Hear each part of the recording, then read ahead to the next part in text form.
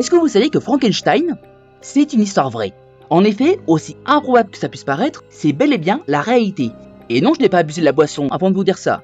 J'ai juste pris 2 bières. Alors, j'imagine que quand vous pensez à Frankenstein, vous voyez un éclair gigantesque, un savant fou qui crie « Il est vivant! Il est vivant! Vivant! Il est vivant !» et un homme au physique très singulier, on peut le dire. Ça, c'est la culture populaire. Mais le mythe, lui, il ne vient pas de nulle part. Tout commence en 1780 avec un médecin italien, Luigi Galvani.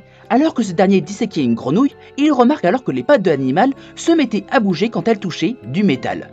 Alors tout de suite, devant cette découverte incroyable, il émet sa propre théorie, à savoir que les animaux contiennent une électricité vitale, qu'il nomme alors électricité animale. Oui, il s'est pas trop foulé pour le nom. Et pour le coup, c'est n'importe quoi.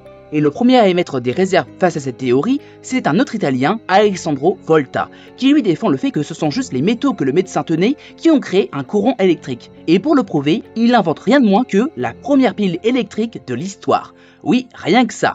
Oui, vous avez fait le lien, Volt, Volta, à moins d'un hommage, c'était pas non plus très compliqué à comprendre. Mais malgré leur désaccord scientifique, Volta il décide quand même de baptiser ce phénomène galvanisme, en hommage à Galvani. Plutôt classe de sa part. Ou peut-être que c'était juste un gros troll, allez savoir.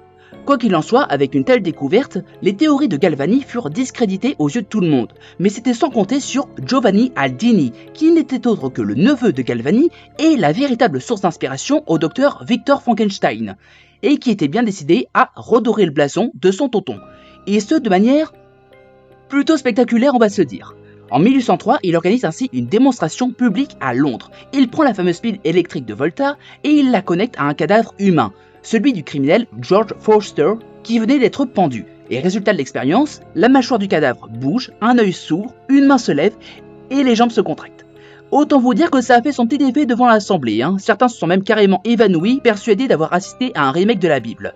Et c'est ça la véritable origine du mythe de Frankenstein. Car quelques années plus tard, en 1816, la jeune Mary Shelley va participer à des discussions enflammées avec ses amis autour de ses expériences de galvanisme et la possibilité, grâce à celle-ci, d'insuffler la vie. Et c'est comme ça qu'elle a écrit son célèbre roman. Like et abonne-toi pour plus de vidéos.